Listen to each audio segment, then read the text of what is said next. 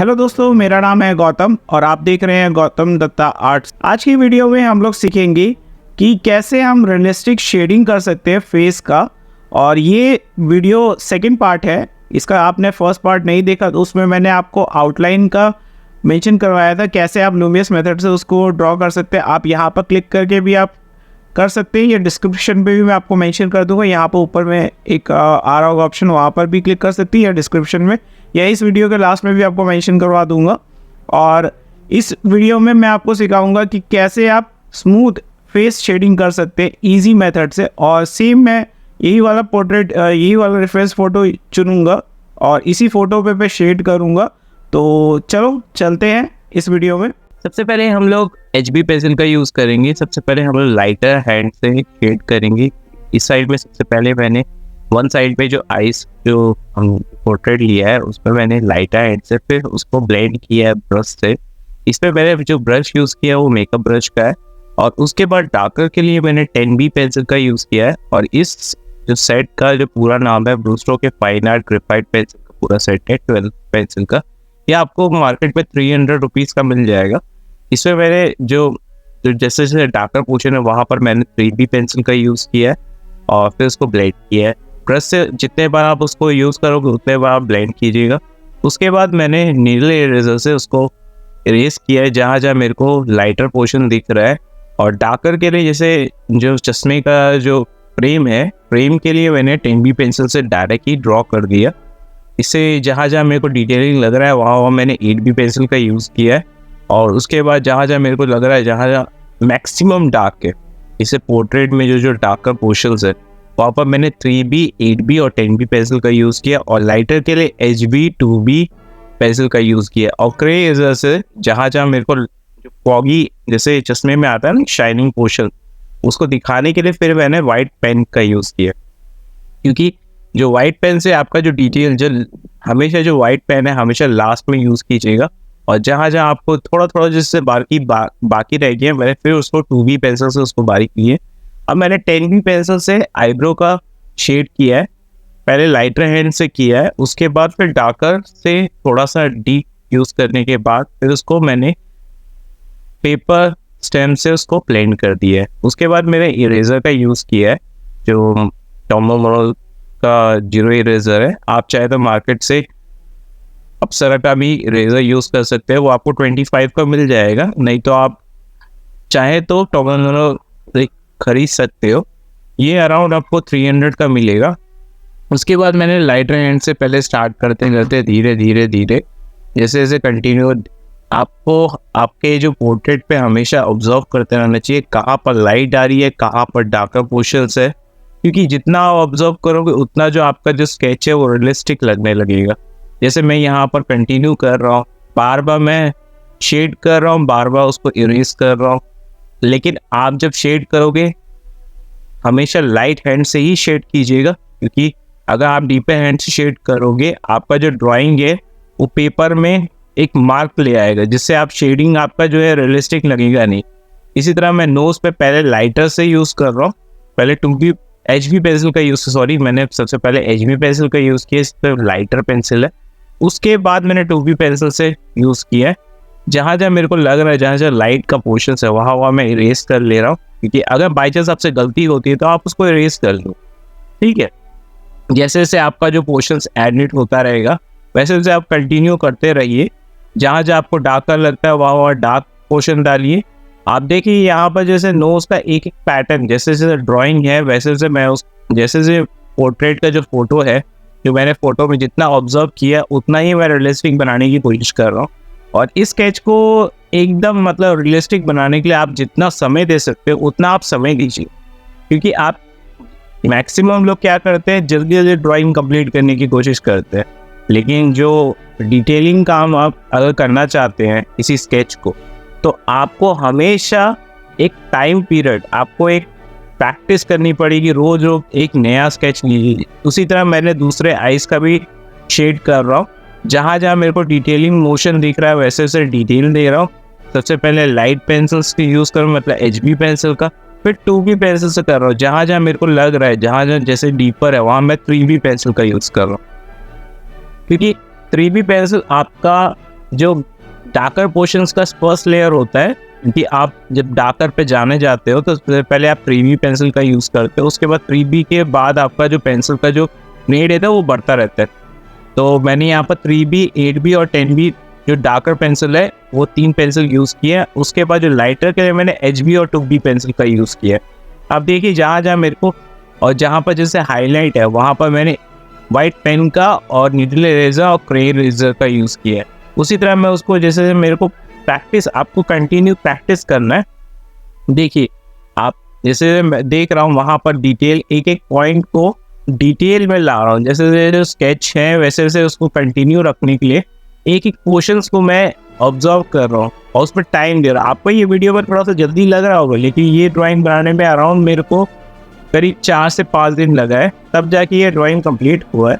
लेकिन आपके लिए ये वीडियो कुछ मिनट का ही होगा, तो आप प्लीज़ इस वीडियो को पूरा देखिए, नहीं तो आपको ये कम्प्लीटली समझ नहीं आएगा कि कैसे मैंने ये शेड किया। क्योंकि मैक्सिमम जो शेड्स होते हैं सबसे पहले आप लाइटर से शुरू कीजिए, क्योंकि आप जैसे डार्कर यूज़ करते हो तो डार्कर को आप ब्लेंड नहीं कर सकते। अगर आप लाइटर से यूज़ करोगे तो लाइटर से डार्कर को आप ब्लेंड कर पाओगे, क्योंकि जो हर पेज का जो एक पोर्शन होता है जहाँ पर लाइट गिरती है, और उस पोर्शन को हम लोग अगर शेड कर देंगे तो आपका जो ड्राइंग है वो रियलिस्टिक नहीं लगेगा। वो 2D आपका जो पोर्शन है वैसा लगेगा कि आपने केवल एक नॉर्मल ड्राइंग की है। ठीक है, आप जैसे ये जो स्केच है, आप नॉर्मल ड्राइंग से आपको रियलिस्टिक बनाने के लिए आपको लाइट पोर्शन का ऑब्जर्वेशन अच्छा होना चाहिए, क्योंकि आप जितना ऑब्जर्व करोगे उतना आप लाइट पोर्शंस को आप देख पाओगे। क्योंकि आपको देखते रहना पड़ेगा कि कहाँ का लाइट जा रहा है, कहाँ का नहीं लाइट जा रहा है, वहाँ उसको शेड करना है जहाँ लाइट नहीं जा रहा है, क्योंकि जहाँ शेडो पोर्शन है वहाँ पर अंधेरा होगा। तो आप क्या कर सकते हो, सबसे पहले लाइटर पेंसिल है सबसे लाइट, क्योंकि इस साइड में जो सबसे लाइट पेंसिल है वो 2H है, लेकिन ड्राइंग में वो 2H पेंसिल आपको दिखाई देगा। इसी पेशन पे मैंने HB पेंसिल का यूज़ किया है, और HB पेंसिल से सबसे लाइट है, जहाँ जहाँ मेरे को जैसे लग रहा है डार्कर पोर्शन है वहाँ मैं उसको लाइटर पेंसिल से पहले शेड कर ले रहा हूँ। जिससे क्या है कि मेरे पास जो अगर कोई पोर्शन अगर मैंने ज़्यादा उसको शेड कर दिया तो बाद में उसको मैं मिटा पाऊंगा, क्योंकि अगर आप डायरेक्ट डार्क पेंसिल यूज़ करने लगोगे तो आपका जो शेड है आपको पता ही नहीं चलेगा आप कहाँ कौन सा शेड कर रहे हो। तो इसी तरह मैंने पहले HB पेंसिल का यूज़ किया है, फिर 2B पेंसिल का यूज़ किया है, फिर 3B पेंसिल का यूज़ किया है। लास्ट में 3B पेंसिल से जो मेरा जो फेस का, जैसे आप इस पोर्ट्रेट पे देख रहे हो, जैसे मैं बीवी के वाइंग जो भुवन बाम का जो स्केच कर रहा हूँ उस पर उनके फेस का जो शेडो, जहाँ जहाँ जैसे शेडो बाकी है, जैसे दाढ़ी, जैसे ये जो दाढ़ी होती है, दाढ़ी के नीचे में जितना डार्कर पोर्शन होता है वो शेडो पोर्शन होता है। तो शेडो पोर्शन पे आप पहले उसको इसी तरह ब्लेंड कीजिए, उसके बाद आप उस स्ट्रोक डालिए। देखिए इसमें आप कंटिन्यू करते रहिए। और माफ़ी चाहते हैं, यहाँ पर थोड़ा सा बारिश हो रहा है तो जिसकी वजह से शायद वॉइस थोड़ा करप्टेड हो रही होगी, तो आप देखिए आप कंटिन्यू करते रहिए। जैसे मैं यहाँ पर जैसे इनका जो मुस्टैच है मैंने हल्का हल्का पहले स्ट्रोक दिया, स्ट्रोक देने के बाद उसको शेड किया है। और उसी तरह लिप्स का भी है, लिप्स पे भी मैं वैसे ही कर रहा हूँ कंटिन्यू, पहले लाइट से फिर डार्कर पे डाल दो, क्योंकि आप डार्कर यूज़ करोगे तो आप उस चीज़ का मतलब एक पैटर्न, एक शेड नहीं दे पाओगे। जैसे उसमें जैसे जहाँ जहाँ लाइट आ रही है, जहाँ जहाँ नहीं लाइट आ रही है वहाँ आपको ऑब्जर्व करना है। कंप्लीट ऑब्जर्व करोगे वही उसी तरह आपका जो स्केच कंप्लीट आप कर पाओगे, क्योंकि इस स्टेट में आप जैसे जैसे कंटिन्यू रखोगे वैसे वैसे आपकी ड्राइंग में इम्प्रूवमेंट आएगा और आप नेक्स्ट लेवल पे पहुंच पाओगे। क्योंकि आपको नेक्स्ट लेवल पे हर रोज़ एक प्रैक्टिस करनी पड़ेगी, और मैं पर डे एक ड्राइंग करता हूँ, उसी तरह आपको भी एक पर डे एक ड्राइंग का एक पैटर्न रखना पड़ेगा, चाहे आप एनीमे बनाओ या रियलिस्टिक ड्राइंग बनाओ। आप कोई भी पोर्ट्रेट यूज़ कर सकते हैं या अपनी खुद की मतलब फ़ोटो आप ट्राई कीजिए, या एनीमे यूज़ कर, जैसे कार्टून्स होते हैं या एनिमेस में अगर ड्रैगन बॉल जी ये सब आप यूज़ कर सकते हो। उससे आपका प्रैक्टिस होगा, उससे जो लेवल अप होगा। और हमेशा जो जैसे आप दाढ़ी या मूंछ या कुछ बनाते हो तो उसके लिए आप सबसे पहले हल्का हल्का पहले स्ट्रोक दीजिए, क्योंकि स्ट्रोक देने से आप जहाँ पर जो डार्कर पोर्शन है उसको आप बाद में कैरी फॉरवर्ड कर सकते हो। लेकिन आप पहले से अगर डार्क पोर्शन देने लगोगे तो आपका जो शेड है वो मतलब जो दाढ़ी जैसा होता है ना, उनका जो स्ट्रोक्स होता है, जैसे हम लोग अगर किसी लड़के का अगर दाढ़ी देखते हैं तो उसमें हल्का हल्का एक स्ट्रोक्स होता है, और स्ट्रोक्स को पहले कंटिन्यू पहले बना लेना पड़ता है। आप चाहे तो उसको नॉर्मली आप पैच टेक्निक से भी कर सकते हैं। अगर आप पेंसिल से डायरेक्ट करना चाहते हैं तो पेंसिल से आप पहले लाइटर हैंड से पहले उसको स्ट्रोक दीजिए, उसके बाद आप डार्कर पेंसिल का यूज़ कीजिए, जैसे 10B या 8B पेंसिल। तो उससे क्या है कि आप डायरेक्ट उसको डार्क पोर्शन पे ऐड कर सकते हैं। इसी तरह मैं देखिए यहाँ पर कंटिन्यू रख रहा हूँ, और जहाँ जहाँ मेरे को लग रहा है हल्का हल्का जो मेरे को शेड देना है चिन में, तो मैंने फिर जो पेन स्टम्प होते हैं, पेपर स्टम्प, वो पेपर स्टम्प से उसको नील दिया है हल्का हल्का पॉइंट कर करके, और जहाँ जहाँ लाइट है उस पोर्शन को मैंने छोड़ दिया। आप ये चीज़ ऑब्जर्व कीजिए कि जहाँ जहाँ लाइट पोर्शन है उसको आपको छोड़ देना है, छोड़ने के बाद फिर कंटिन्यू करना है। उसी तरह मैंने हेड को यूज़ किया, पहले आप लाइटर पेंसिल से पहले इसको शेड कर लो, फिर ब्रश से उसको ब्लेंड करो कम्प्लीटली। स्मूथ ब्लेंडिंग होने के बाद फिर आप कंटिन्यू फर्स्ट शेडिंग का जो पैटर्न है, पहला जो शेडिंग होता है उसको दूसरी बार एक और बार रिपीट कीजिए HB पेंसिल से, और उसको फिर उसके बाद फिर से ब्रश से उसको ब्लेंड करो, अच्छे से ब्लेंड करो, और जहाँ लाइट पोर्शन है उसको छोड़ दो, क्योंकि लाइट पोर्शन पे आप जितना आप लाइट पोर्शन को छोड़ोगे उसी से आपका जो स्केच है वो 3D में कन्वर्ट होगा, और 3D जो ड्राइंग है वो रियलिस्टिक ड्राइंग ही उसी को बोलते हैं। तो जहाँ जहाँ मेरे को डार्कर पोर्शन लग रहा है वहाँ 3B पेंसिल का यूज़ किया है लाइटर हैंड से। अब मैंने इस पर डार्कर हैंड नहीं यूज़ किया, लाइटर हैंड से यूज़ किया, और उसको मैं फिर कंटिन्यू कर रहा हूँ। फिर उसके बाद मैंने पेपर स्टम्प का यूज़ किया ब्लेंड करने के लिए, स्मूथ ब्लेंडिंग के लिए, और उसके बाद मैंने इरेजर का यूज़ किया, क्ले इरेजर।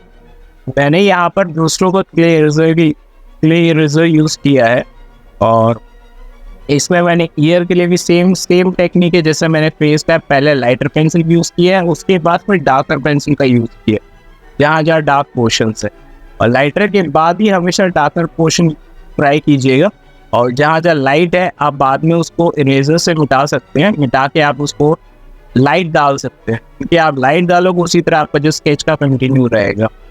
और उसके बाद फिर हम हेयर सेक्शन पे जाएंगे।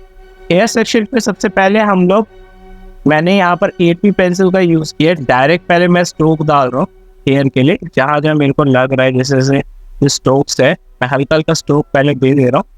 स्ट्रोक देने के बाद फिर मैंने 10B पेंसिल का यूज़ किया। यहाँ पर मैंने 10B आर्ट लाइन पेंसिल का यूज़ किया है, जो मेरे पास ब्रूस्टो के 10B का एक ही पेंसिल था, इसलिए पहले मैंने आर्ट लाइन की पेंसिल को उसको फिर ब्लेंड कर दिया, फिर उसके बाद फिर से शेड किया, फिर उसको ब्लेंड किया। इसको आप 2 से 3 बार आप कंटिन्यू कीजिएगा, और उसके बाद आपका जो स्केच का जो रिजल्ट है वो एकदम रियलिस्टिक लगेगा। देखिए यहाँ पर जो हेयर है एकदम रियलिस्टिक लग रहा है आपको धीरे धीरे। जहाँ जहाँ लाइट पोर्शन है उसको आप ऑब्जर्व कीजिए, उसको आप इरेज कीजिए।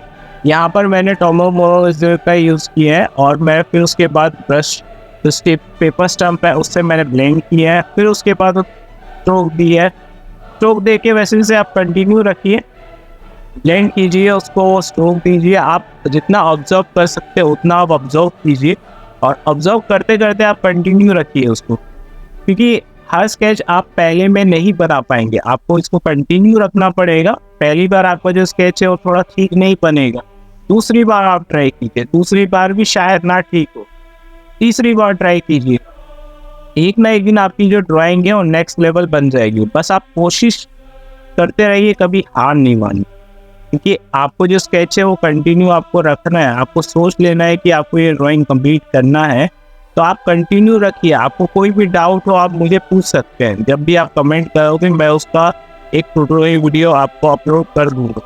और इसमें थोड़ा सा मेरे को टाइम लग गया, जिसके वजह से, क्योंकि कुछ दिन से मैं बीमार था, इसके वजह से थोड़ा टाइम लग गया।